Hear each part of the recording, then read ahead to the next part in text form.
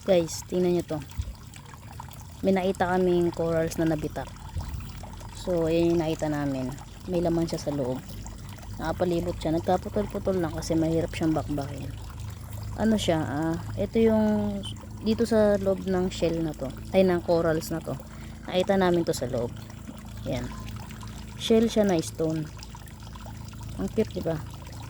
Ano kaya to, guys? Di ko rin alam kasi first time kong makakita ng ganito. Mamimiwas dapat kami. So ito yung nakita namin. Naghahanap kami ng umang. Ayan, magkakadikit siya. Naputol lang. Ito yung style niya, oh. Para siyang crystal sa loob. Ito, shell to, shell. Ayan, parang style umang. Ayan. Magkakadikit to, mahaba. Naputol lang yung binakbak namin kasi sobrang tigas niyang bakbakin. Tapos ito naman, ayan pa, meron pa siyang nakausli sa loob. Ayan. Ito siya, guys. Ayan siya. Ayan, oh.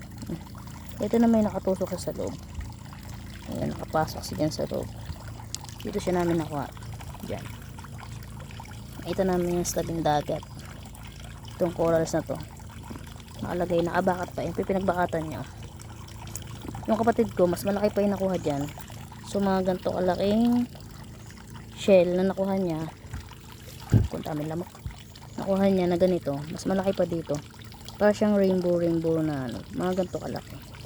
Shell siya na stone. Siya yung ano, shell na style ba to? Walang laman. Ayun. Ang ganda niya, diba? Hindi namin alam kung ano to. Anong ibig sabihin nito. Kung ano to. Mahaba yan. Nakaganyan yan.